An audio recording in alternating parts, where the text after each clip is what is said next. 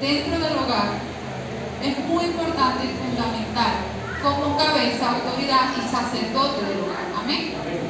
Entonces yo coloqué a este tema padres protectores. Y hay una imagen que quería mostrar que me gusta mucho. Sale un papá en una cama, sus hijos están como leyendo, puede ser la Biblia, un cuento, y su papá tiene un escudo y se ve que los está protegiendo como de muchas cosas. Atrás del escudo hay muchas cosas y el papá está así, pero los niños están tranquilos porque bajo el cuidado del papá o junto a papá, eso es un lugar seguro para ellos. Y como padres tenemos esa gran responsabilidad de brindarles un lugar seguro a nuestros niños. El mundo se nos puede estar cayendo alrededor, la cosa puede estar muy difícil, pero nuestros hijos en nosotros, en sus padres, siempre deben encontrar un lugar seguro. Ser papá. ¿Qué es ser papá? Hace ratico les pedí que pregunté cuántos papás habían y todos levantaron la mano. Pero si yo les preguntara hoy cuántos se han ganado el derecho o el título de ser papá, porque creo que es uno de los títulos más hermosos que podemos tener. Aquí pueden haber personas con profesiones, pero ninguna profesión supera la de ser papá. Ningún rol en esta vida supera la de ser papá. Entonces, si la pregunta en vez de decir cuántos papás hay aquí, yo preguntara cuántos se han ganado el título de ser papá. Basándome en este escrito o este texto que les voy a leer, dice: ser papá implica una serie de roles, responsabilidades y experiencias. En esencia, ser papá significa ser un guía, un protector, un proveedor, un modelo a seguir y un compañero de vida para sus hijos. Aquí tengo otro que me gusta mucho que dice: ser un papá es una experiencia transformadora y llena de desafíos, pero también es una fuente inagotable de amor y satisfacción. Implica asumir la responsabilidad de guiar, proteger y educar a los hijos, asegurando su bienestar emocional, físico y mental. Un buen papá debe ser un modelo a seguir, enseñando valores importantes como la empatía, la honestidad y el respeto. Además, ser papá significa estar presente en los momentos importantes y en los cotidianos, creando recuerdos imborrables y un vínculo fuerte y amoroso. Aunque no siempre es fácil, el amor y la paciencia son fundamentales para construir una relación sólida y duradera con los hijos. Cada etapa del desarrollo de un hijo trae sus propias alegrías y retos, pero con dedicación, sabiduría y amor, ser papá se convierte en uno de los roles más gratificantes de la vida. Habiendo leído todo esto y habiendo dicho lo que implica ser papá, vuelvo y hago la pregunta: ¿cuántos papás hay en este lugar? Veo menos mano levantada. Es un desafío, es un reto. Y no es solo para papá, también para mamá. Cuando un hijo llega a nuestras vidas, el mundo cambia, las prioridades cambian, los pensamientos cambian. Porque ahora todo es diferente y asumimos una responsabilidad muy hermosa. Cuando leí el primer concepto, decía que papá es un guía, un protector, un proveedor, un modelo a seguir, un compañero de vida. Hay un versículo que, aunque todos conocemos, y podríamos decir: ay, sí, ese versículo está trillado, es un versículo muy importante que está en Proverbios 22:6 y dice: instruye al niño en su camino, y aun cuando fuere viejo no se apartará de él. Pero ¿qué me gusta? Uno puede decir: bueno, sí, instruye al niño en su camino, yo lo mando para la iglesia. No se trata de mandarlo o traerlo nada más a la iglesia. Se trata del acompañamiento, se trata del ejemplo que yo le pueda dar.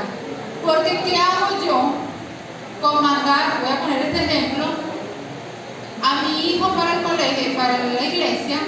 a que escuche cosas bonitas, pero cuando llega a la casa hay un ambiente de pelea, un ambiente de vicio, un ambiente de groserías, de insultos, de malas palabras. ¿Qué pesa más? Porque él viene aquí a la iglesia los domingos y está ¿qué? 2 horas allá atrás recibiendo clases. Pero el resto de los días y las 24 horas del día, ¿con quién está? En ese ambiente. O sea, instruir al niño en su camino no es simplemente mandarlo a la iglesia para que las maestras de escuela dominical les den una clase. Instruir a los niños en el camino de Dios es darle ejemplo, es ser modelo, es enseñarlos y es acompañarlos en su crecimiento y andar en los caminos del Señor. Y cuando fuere viejo no se apartará de él. Y yo cuando escucho este versículo se me hace imposible no recordar mi infancia y mi historia, porque yo nací en un hogar cristiano. Tuve el privilegio de crecer en un hogar cristiano y de estar en la iglesia desde bebé. Incluso siempre me gusta bromear con esto, que soy tan evangélica que casi nací en la iglesia, porque mi mamá un domingo en plena iglesia rompió fuentes. Entonces, o sea, nací en los caminos del Señor. Y tuve una abuela que se esforzó por darnos un ejemplo intachable de ser cristiano. Gracias a ella, mi familia llegó a los caminos del Señor. Pero mi abuela siempre nos dio ejemplo, siempre nos cuidó, pero lamentablemente en mi adolescencia, por un suceso que pasó, yo me aparto de los caminos del Señor.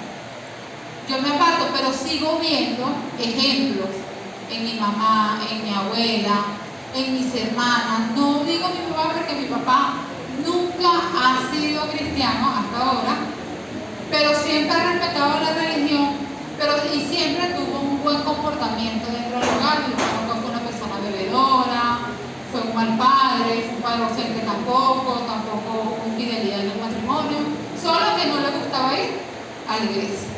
Pero crecí rodeada de buenos ejemplos, y aunque me aparté y me fui al mundo y duré muchos años ahí y cometí mis errores, llegó un momento que regresé. Pero yo siempre recuerdo que cuando yo estaba por ahí ya joven y me iba con una amiga, íbamos a una fiesta, en mi corazón siempre había el temor. Y cuando iba a hacer algo muy malo, me daba miedo. Y inevitablemente pensaba en mi mamá, pensaba en mi abuela y pensaba en el Señor. Y sentía vergüenza y me detenía. No voy a decir que no cometí errores, porque sí los cometí, pero en cosas muy graves y en pecados muy graves, yo siempre me detenía. Me detenía porque había un ejemplo, había unas bases ya formadas en mí. Y pongo este ejemplo y cuento mi testimonio en esta parte porque se cumple lo que dice este versículo. Cuando yo tenía alrededor de 17 y 18 años, por iniciativa propia, decidí volver a la iglesia. Porque nunca me sentí llena, nunca me sentí feliz, alejada de los caminos del Señor. Y hubieron unas oraciones que siempre me sostuvieron, que fueron las oraciones de mi mamá y de mi abuela.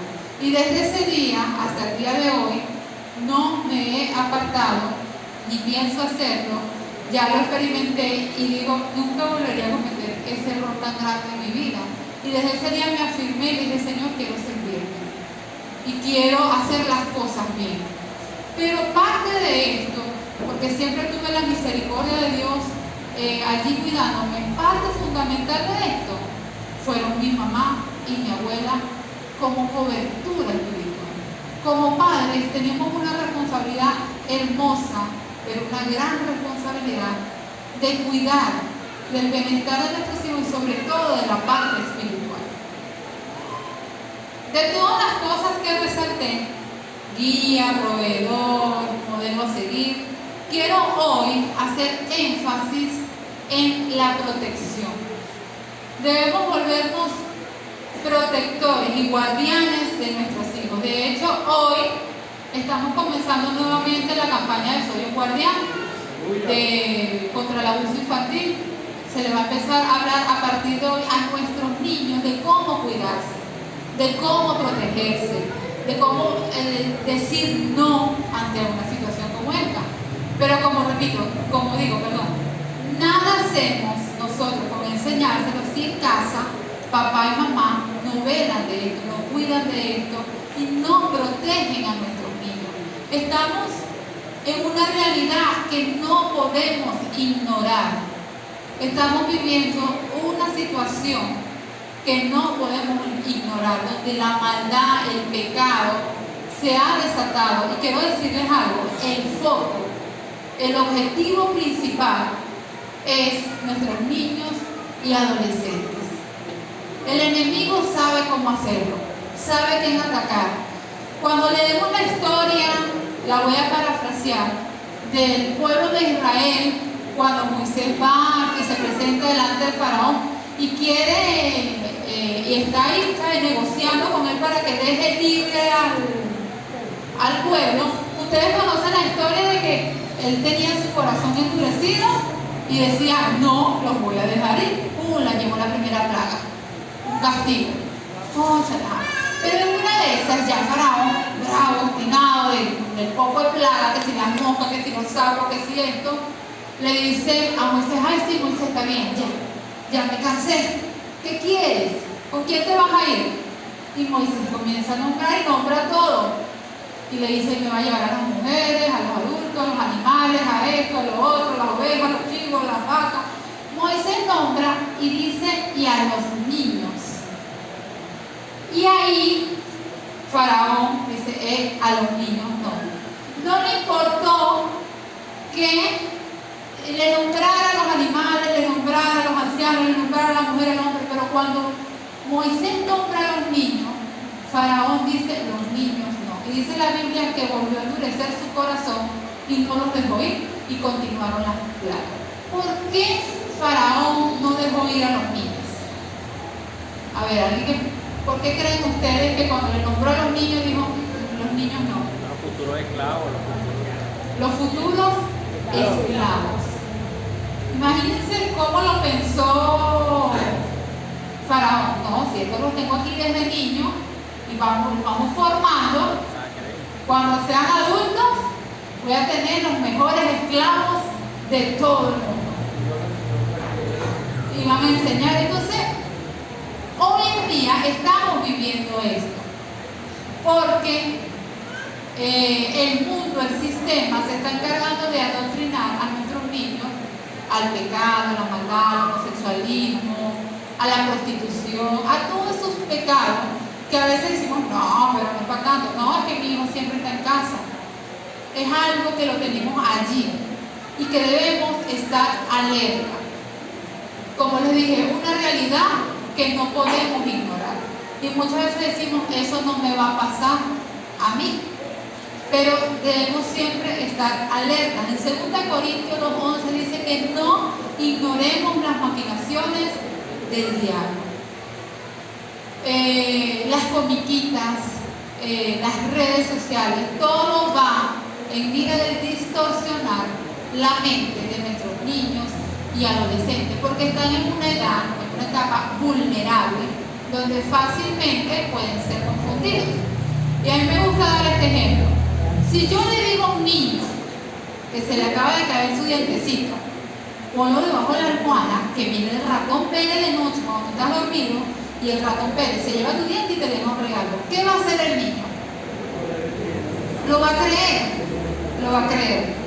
Y su inocencia se imagina el ratoncito llegando, sacando el diente y dejándole un regalo. Y ellos se lo creen literalmente que es un ratón.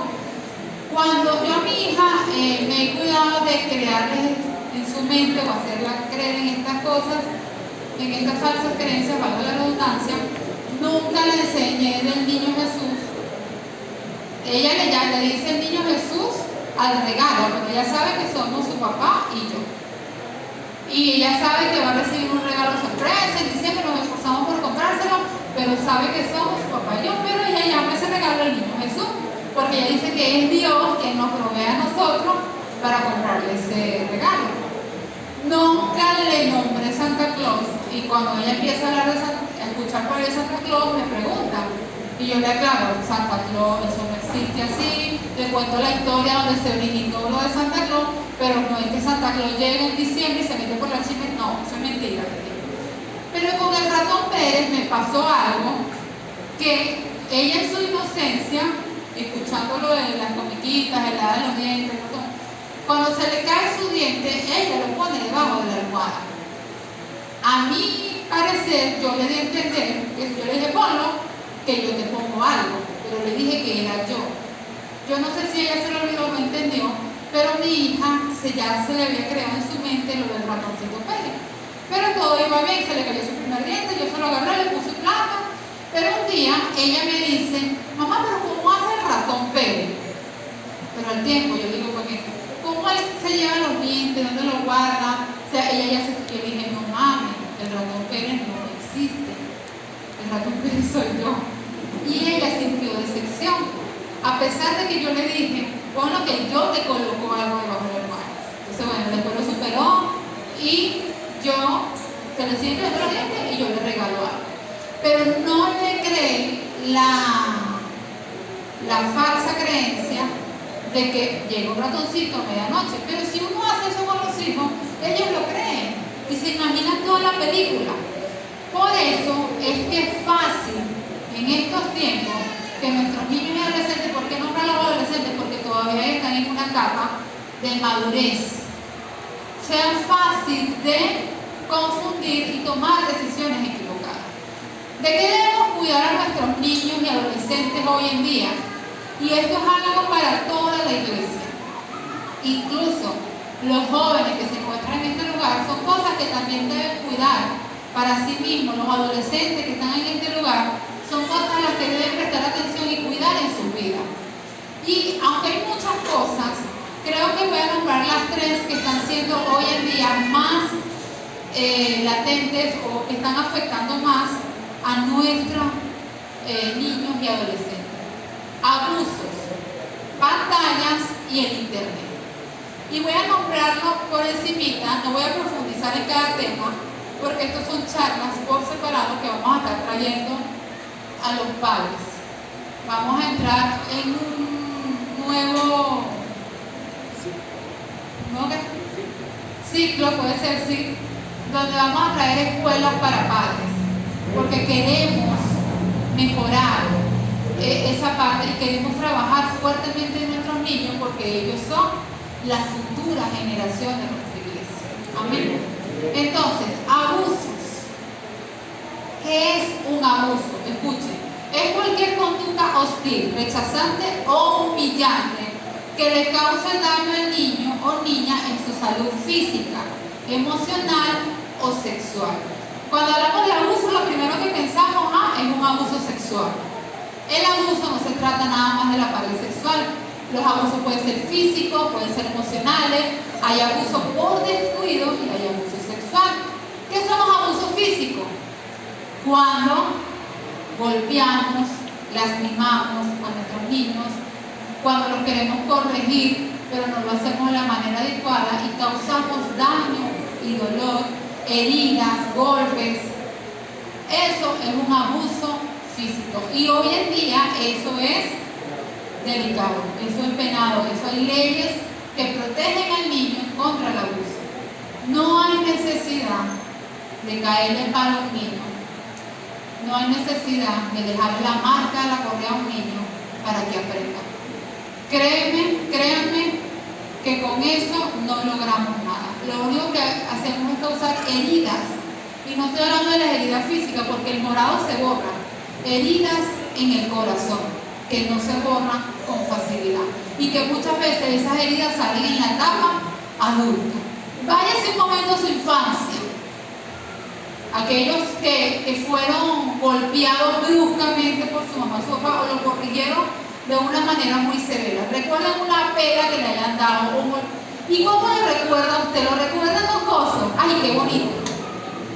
Quizás para muchos eso ha traído amargura, resentimiento, rabia o dolor, pero causa heridas. Hemos atendido personas que fueron muy maltratadas físicamente en la etapa de la niñez, que hoy en día tienen resentimiento, rabia y amargura contra sus padres. ¿por qué hacer que nuestros niños crezcan con rabia, con miedo, con tristeza? Y hay veces que los niños, en vez de sentir amor y respeto hacia mamá o papá, le tienen es miedo. Un golpe de un adulto hacia un niño duele demasiado, porque tu fuerza en su piel, en su cuerpecito tan frágil, se puede sentir 2 o 3 veces más de que tú le metas un manazo a un adulto, porque son frágiles, porque son delicados. Miren, yo no sé, yo me transformo, yo siento algo cuando yo veo este tipo de maltrato. Un pellizco así descontrolado, un manotazo. Recuerdo hace mucho tiempo, iba caminando en la calle y vi una señora caminando con el niño así toda zarada. Yo no puedo pretender que mi hija camine al mismo ritmo de que yo, porque mis pasos son más largos. Sus pasos, por sus piernitas ser más cortas, son más cortas, ¿no me entendés? Y la señora quería, ella iba todo lo que daba, que la niña le llevara el paso. Y cargaba casi que la niña volando así. Y una vez la niña tropezó y cayó. La mamá le dio tanta rabia que de la misma mano la levantó, la colocó y con la mano abierta le hizo así y le dio en la cara. Mire, yo de verdad le voy a ser sincera, yo casi que me bajo de la cruz. Yo quería enmuñar ahí en la calle, pero respiré profundo y dije, no pierdas la compostura. Pero esas cosas se ven. Entonces, hoy en día, yo no sé si es producto a la situación del país, a tantas cosas, el estrés, la luz, el agua, el dinero, no alcanza, el dólar, que si hay paralelo, que si no hay paralelo. Yo no sé si son ideas mías, pero yo siento que hoy en día los papás están más estresados que antes. Y por nada pierden la paciencia. ¿Y quiénes la pagan? Los hijos. ¿Cómo enseñas a tu hijo? Con el ejemplo, primordialmente. No hay mayor enseñanza que el ejemplo. Y a mí me gusta mucho cuando escucho a mi esposo y a sus hermanos hablar del ejemplo que siempre vieron en su papá. Y que no hizo falta una corrección física ni charlas motivacionales de 500 horas, porque nada más con el ejemplo ellos aprendieron a comportarse. Y cuando yo veo cómo es el testimonio de mi suegro, y con el ejemplo, y ellos siempre dicen, no, que el papá lo hacía así, o el papá es el ejemplo marca la vida. Yo he escuchado a mi cuñado dar testimonio, decir, cuando yo hacía esto, pues mi papá, tal cosa. O cuando yo veía a mi papá ser una persona servicial, era difícil para mí después no ser servicial. Y creo que una de las cosas en que él marcó la vida de ellos fue en el ejemplo. Nunca vieron una conducta que no tuviera integridad de parte de él. Siempre se guardó en ejemplo e integridad. Tuve la oportunidad hace muchos años de darle clase a un niño en la iglesia antes de casarme. Y el niño yo creo que no pasaba de los 5 años, apasionado por ir a la iglesia. Y sus padres iban a la iglesia. Y el niño tenía una capacidad de interpretar. Yo me acuerdo que yo a veces lanzaba preguntas y él respondía, siendo chiquitico. Y un día ese niño le dijo a su papá, papi, tú no eres un ejemplo para mí, con esa edad. ¿Cómo se puede sentir un padre que su hijo le diga eso? Y el chacho, ¿qué te pasa? ¿Por qué respeto? ¿Por qué tú me dices eso? Porque es que tú vas para la iglesia, pero en la casa yo nunca te veo orando. En la casa nunca te veo leyendo la Biblia. Y los niños nos están observando. Y tarde o temprano, ¿a quién van a terminar imitando? A mamá y a papá. Entonces, el ejemplo es muy importante. ¿Cómo enseñamos? Hablándoles. Esto está haciendo referencia a evitar el maltrato físico, hablándoles. Mi hija cometió un error hace tiempo y mi esposo se molestó bastante. Y yo soy, como le digo, yo soy anti-palizas, anti-chancletazos, anti-corregazos. Y yo siempre digo, no estoy preparada para el primer momento que Abraham le tenga que dar a Mía. Gracias a Dios, Mía ha sido bien portadita. Pero Mía cometió un error Y yo vi a Abraham bastante molesto, y yo me voy a pegar, me voy a pegar. Y Abraham, vamos para el cuarto, yo llorando por allá. No, la sentó en la cama y le habló con firmeza. Hiciste mal esto, esto y esto, por esto, por esto, por esto. Te vas a quedar un rato aquí en tu cuarto, vas a pensar en lo que hiciste. Y le dio una advertencia. Si tú lo vuelves a hacer, te voy a pegar. Obviamente, ese pegar siempre debe ser con cuidado. No hace falta un correazo. Que tú le des una nalgadita, créanme que a ellos les va a doler. Y le duele más el corazón que la propia nalgadita. Hay que saber corregir. Cuando estemos muy molestos, no le peguemos, porque le vamos a pegar con rabia, con ira, y ahí es donde viene el maltrato físico. Pregúnteme si mi hija lo volvió a hacer.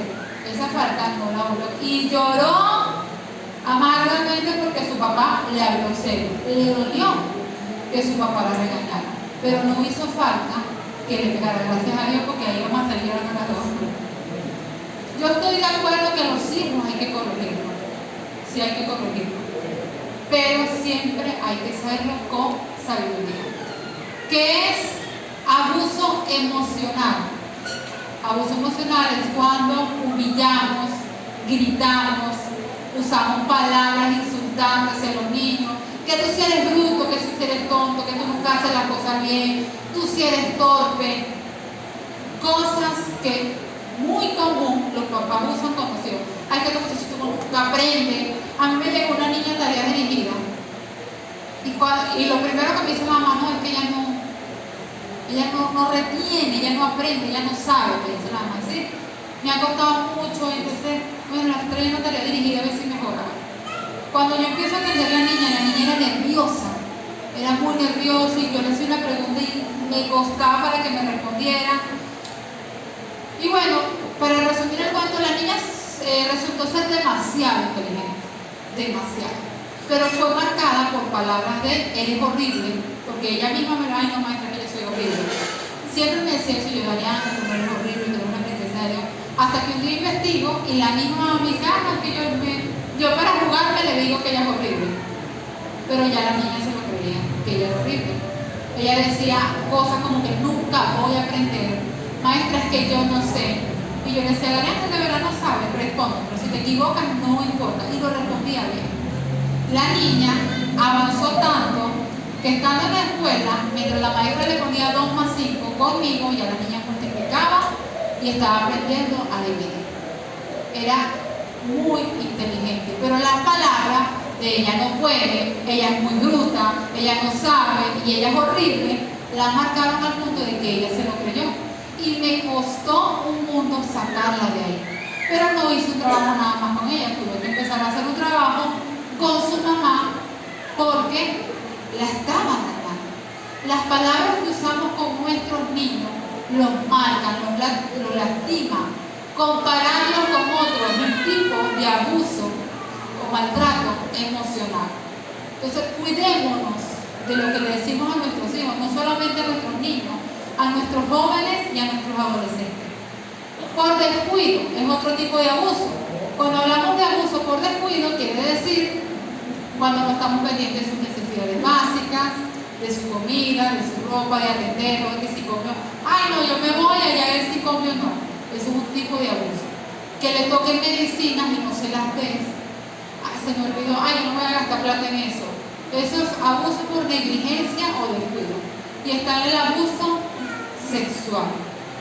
Y esto me preocupa porque los márgenes o los porcentajes, que se están manejando hoy en día, las cifras de abuso son increíbles. Eso está horrible. La pediatra de mi hija es la médico forense en el hospital, en el área de pediatría, y ella es la encargada de recibir los casos de abuso sexual. Y la he escuchado hablar y es horrible la realidad que estamos viviendo hoy en día. ¿Quiénes son los primeros protectores de los hijos? Los padres. ¿Quiénes son los primeros que pueden evitar que los niños sufran algún tipo de abuso? Los padres. Porque si no los supervisamos, si no estamos pendientes de ellos, si lo dejamos al cuidado de quien sea, si permitimos, ay no, es que el vecino es muy amable, él me lo retira en la escuela y me lo tiene en su casa hasta que yo llegue. Si ese niño es abusado por ese vecino, ¿de quién es la culpa?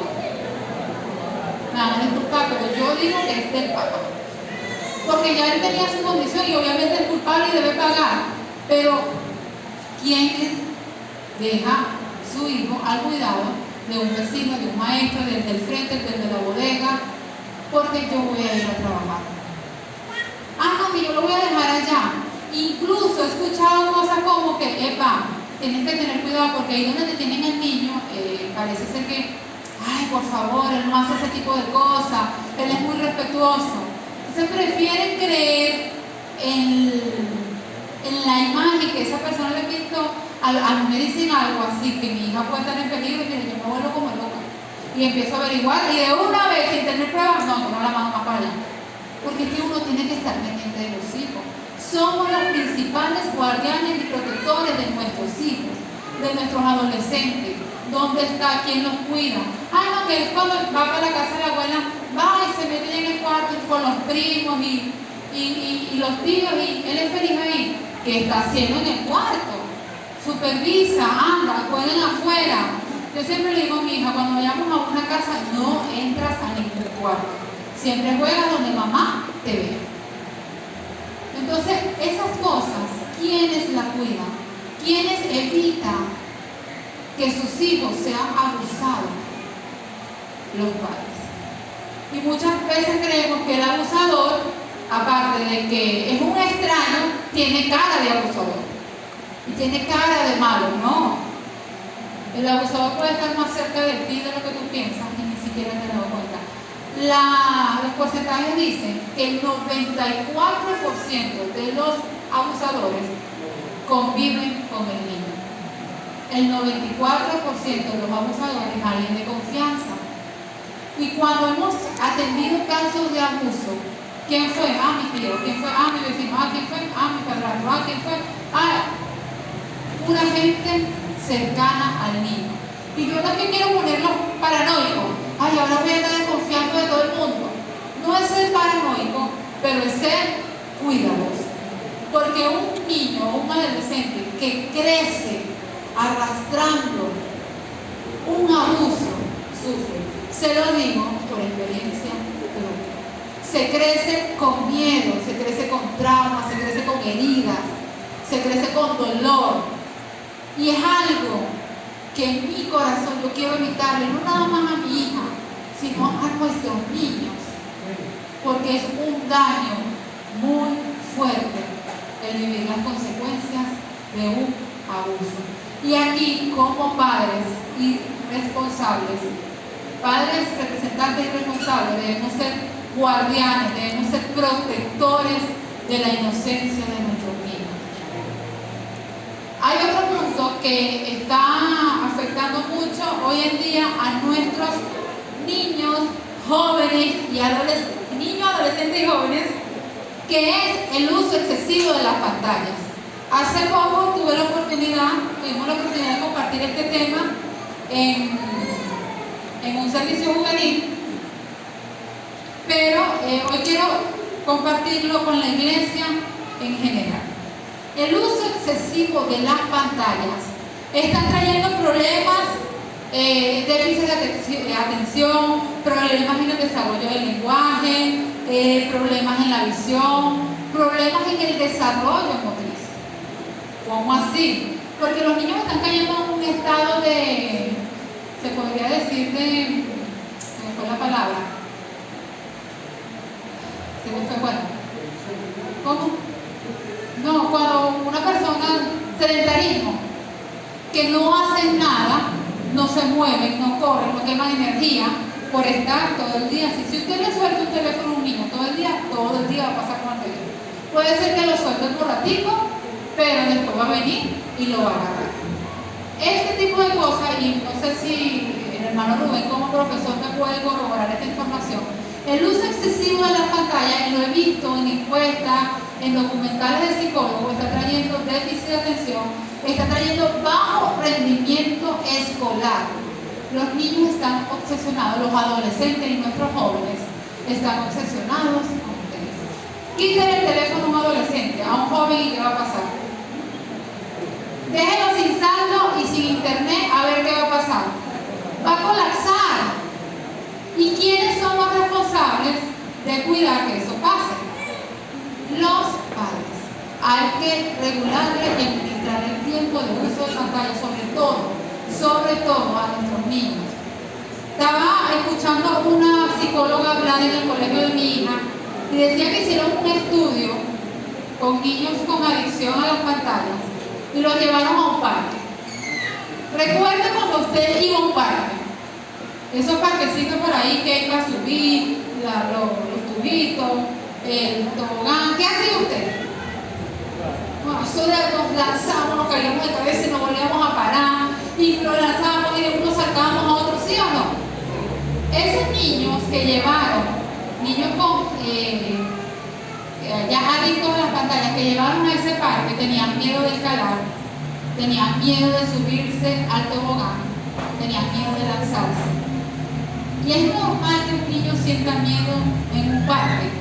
No, los niños son inventores, los niños no conocen del peligro, pero es porque no han desarrollado esas habilidades en ellos por el uso excesivo de las pantallas. Eso no lo digo yo, eso no estoy hablando, eso lo he investigado, lo he escuchado, lo han dicho los psicólogos, lo han dicho los doctores.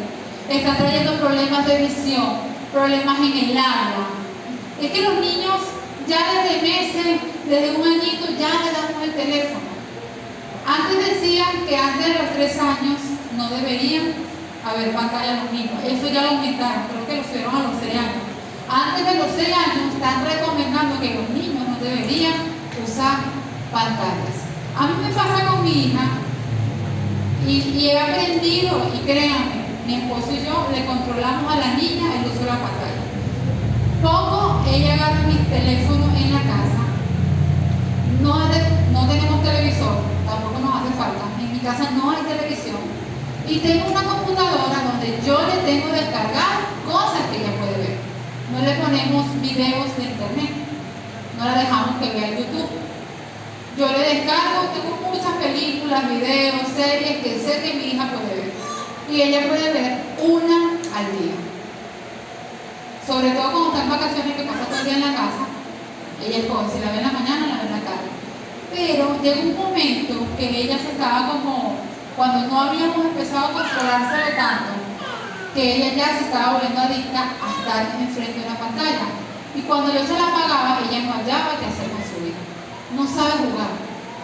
Y yo le decía, mira, cuando yo era chiquita, le dije un día, en mi casa, en mis tiempos, perdón, no había internet, no había teléfono, no había tablet. Y me miró así y me dijo, ¿y qué hacías? Yo le dije, jugar. ¿Pero a qué jugaba? Bueno. Y le empecé a nombrar, mira, jugaba con tierra, jugaba con esto, jugaba con vasos, jugaba con los botes de la cocina, jugaba la secretaria, la doctora, y agarraba las muñecas y hacía esto. Y yo digo, y yo pasaba todo el día. Y para ella, en serio, y sola. Entonces la estoy enseñando a jugar, a inventar. A veces le digo, mira, agarra la olla. Sí, llévate, agarra un poquito de pasta cruda y un poquito de arroz y haz una comida. No saben inventar juegos. Y eso lo está haciendo el uso excesivo de las pantallas. Entonces, ¿en qué error estamos cayendo como padres? Que para entretenerlo, agarra el teléfono. Para que se quede quieto, agarra el teléfono. Para que me deje tranquila, agarra el teléfono. ¿Sí o no que lo hacemos? Y ay no. ¿Y pero cómo hacían nuestros padres antes para que nos quedáramos quietos? Para que no nos molestáramos, para que nos entretuviéramos. Sí, no, ellos no tenían teléfono, no tenían internet, no tenían video. Entonces, ¿por qué nosotros estamos adaptando a nuestros niños a esto? Entonces, por todo, el teléfono. Yo atendí a un niño en tarea dirigida, me lo llevaron en el periodo de vacaciones, porque en el nuevo año escolar iba a entrar a preescolar. Y la mamá habla conmigo, el niño de 3 añitos, 4 añitos, una pulguita ahí. La mamá me dice, te puedo traer a mi hijo en vacaciones para que se vaya adaptando, porque va a empezar en el nuevo periodo escolar, preescolar, y yo quiero que él se adapte a estar sentado, a hacer tareas, a compartir con otros niños. Yo, chévere, tranqui. El niño llega, él entra muy calladito, Y cuando se sienta en la mesa empieza a mirar todo así. Yo pienso que va a empezar a llorar, muy chiquito, y me viene y me dice, mi iPhone, así, de verdad parecía loco. Mi iPhone, mi iPhone, mi iPhone, así. Pero cada chacho le hacía hablando. Entonces la primita, que tenía tiempo en tareas dirigidas conmigo, yo le digo, mami, él tiene teléfono. Y me dice, sí, mi mamá le dio un teléfono y lo usa mucho. Él pasa todo el día jugando. Y el niño no hallaba ni siquiera cómo agarrar el lápiz. No sabía pintar. Yo le decía, papi, mira, con esto vas a rayar aquí. Y él agarraba el lápiz y me miraba, mi iPhone, así. Entonces poco a poco le enseñé a hacer trazos. Y hacía 3 trazos y me miraba, mi iPhone. Realmente nuestros niños se están volviendo adictos. Hay veces que, fíjate, salga cuando termina el culto. A los que tienen por ahí 12, 13, 11 años, todos sentaditos ahí, jugando un juego ahí de, no sé, de pelea, no sé cómo se llama estos juegos de ahorita. En mi tiempo era con Free Fire, eso es muy viejo, ¿no? Free Fire. Sí, ahorita Free Fire. Ay, no, de verdad desactualizada. Ahí. Aquí tengo una imagen buenísima, lástima que no se la puede ver. Puros adolescentes. Hay 5 adolescentes y todos con el teléfono en la mano. Otra consecuencia del uso excesivo de la pantalla es que los niños de hoy no socializan. Tengo una amiga que su hijo todo el día consume pantalla y usted lo pone en medio de otros niños y él no habla, no juega, no quiere, se sienta y mira a los demás niños así. Y los demás niños le sacan conversación y él nada. Y si la mamá le quita el teléfono, él se queda sentado y empieza, me quiero ir, estoy aburrido, habiendo niños a su alrededor. Entonces, cuidemos y administremos, no sé, pongamos límites en los niños con el uso de la pantalla. Y otra cosa de lo que debemos proteger a nuestros hijos en general, no nada más a los niños, es del internet. Miren, un niño, especialmente un niño, no tiene por qué ver videos en TikTok. En TikTok hay mucha basura, demasiada basura. Un niño no tiene que manipular solo YouTube. Porque, ¿qué pasa? Aunque usted le ponga un video de comiquita, YouTube a veces manda recomendaciones, publicidades. Y en ese tocar, ¿qué es esto? El niño va a ver algo que no es correcto. Antes, en mis tiempos, para que alguien viera una imagen pornográfica, no era tan fácil. Porque no había internet, eso no era tan fácil. Ahorita cualquiera puede ver una imagen pornográfica. El año pasado, cuando dimos la charla de prevención allá, había un día que me tocaba hablarle a los niños de este asunto. Y cuando yo leo el manual con el que estamos trabajando, o sea, de hablarle a ellos del peligro del internet, en el manual habla de pornografía. Yo digo, ¿cómo le voy a hablar a los niños de pornografía? Y ahí están las maestras presentes. ¿Cómo le voy a hablar a los niños de pornografía? Porque si ellos no saben y yo se los nombro, les voy a despertar eso en ellos y lo van a querer buscar. Entonces yo viendo por dónde meterme para no tener que nombrar la palabra pornografía. Cuando yo empiezo a explicarle a ellos, no podemos ver imágenes y videos donde haya gente con poquita ropa. Hubo uno de ellos que dijo, eso es porno. Eso pasó aquí, con nuestros niños. El niño me dijo, eso es porno. Mire, yo quedé, guau. Y yo le dije, sí, se llama pornografía. Y la pornografía es pecado. Y trae esta consecuencia. Entonces ahí yo les creé un concepto porque no les iba a explicar qué sucede en una pornografía, pero les dije, una pornografía es toda imagen y video de personas con poquita ropa o sin ropa. Esa fue la única información que di. Y cuando usted ve una imagen de una persona que no tiene ropa, tiene ropa, usted no la puede ver porque es pecado, por esto, por otro, y le di la clase. Pero ya ellos sabían. Nuestros niños saben más de lo que creen. ¿Y quién se lo está enseñando? El internet, el TikTok. Y los adolescentes se encierran en el cuarto a ver las redes sociales. Y eso trae tanta destrucción para sus mentes. Y los papás ni supervisamos qué está viendo, qué está consumiendo. Entonces cuidemos a nuestros jóvenes. Jóvenes, cuídense de lo que están consumiendo. El internet puede tener muchas ventajas, pero también trae mucha destrucción a las mentes. Cuidemos a nuestros niños, seamos padres más diligentes, seamos padres más responsables, seamos padres más cuidadosos. No demos por sentado, él está bien, él no está haciendo nada malo. Supervisa a tus hijos y dale el ejemplo. Dale el ejemplo, porque si yo le digo a mi hijo, no uses tanto el teléfono, debo darle, pero él me está hablando y yo todo el día con el teléfono en la mano. O nos sentamos a comer y estamos todos juntos en la mesa, pero yo con el teléfono en la mano. O vamos a un paseo, vamos a hacer un picnic, vamos para el parque a hacer un picnic. Y estamos como familia, pero yo en vez de prestarle atención al niño en el picnic o con él, estoy con el teléfono en la mano. Entonces debemos ser modelos. Y los hijos son los reflejos de los padres. Y es duro, una realidad dura. Y a veces me llega un muchachito y, que este niño dijo tal cosa, y quieren como que juzgar al niño. Y yo no veo al niño más porque yo digo, eso es lo que está aprendiendo. ¿Qué va a dar si eso es lo que aprende el otro? Que él es muy grosero. Bueno, si en su casa todos los días le enseñan grosería y no se lo corrigen, que va a ser muchachito decir grosería. Entonces el problema no es el niño, el problema viene de casa. Ser un buen padre requiere responsabilidad.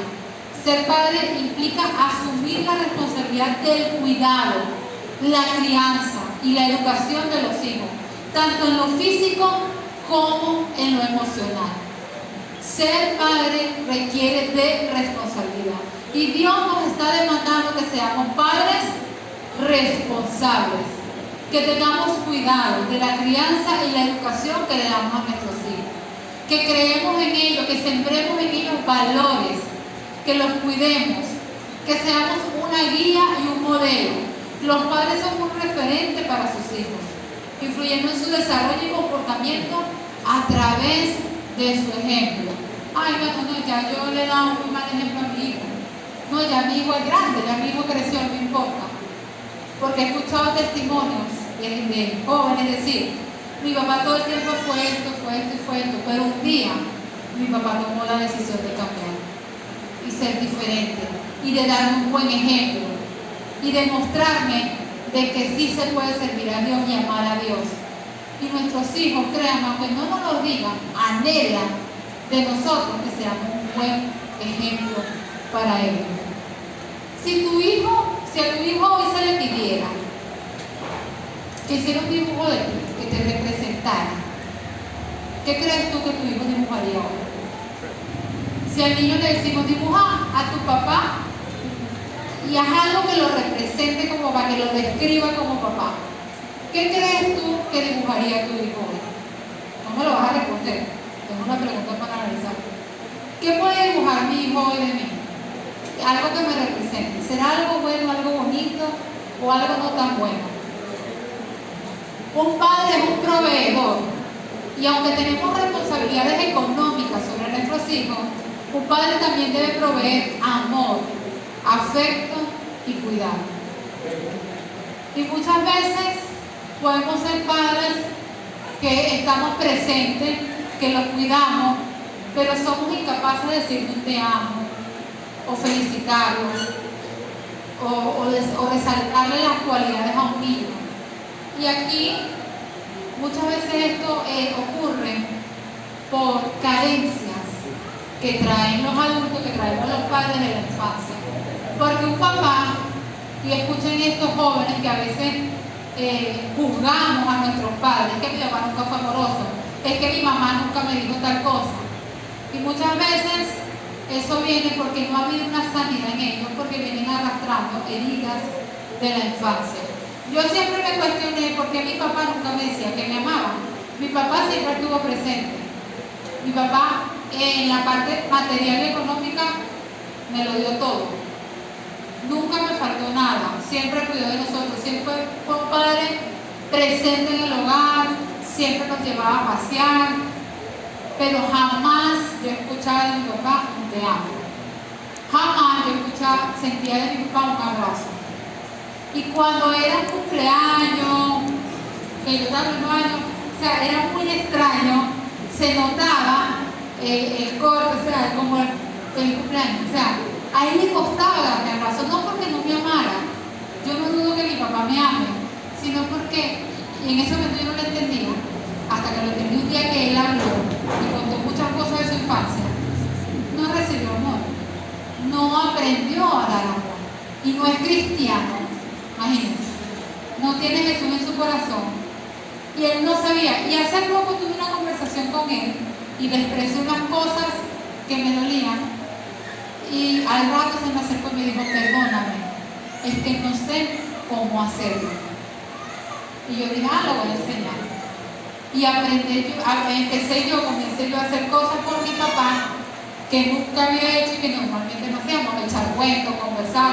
Por estos días fui a hablar con él en una situación y al finalizar lo abracé y le dije, papi, esto lo hacemos por el bien, sabes que te amo.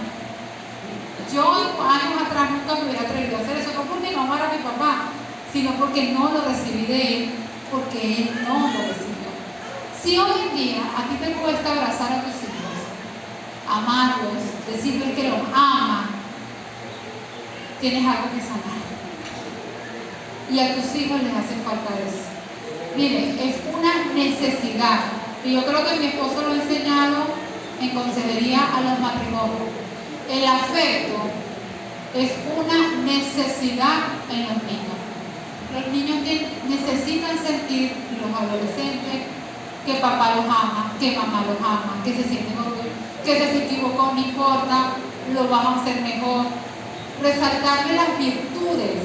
Tú eres muy bueno para esto, tú eres bueno para lo otro. Si no lo estás haciendo, no uses como excusa es que mi papá fue muy malo conmigo. No, porque tú hoy estás en este lugar y estás conociendo el amor de Dios.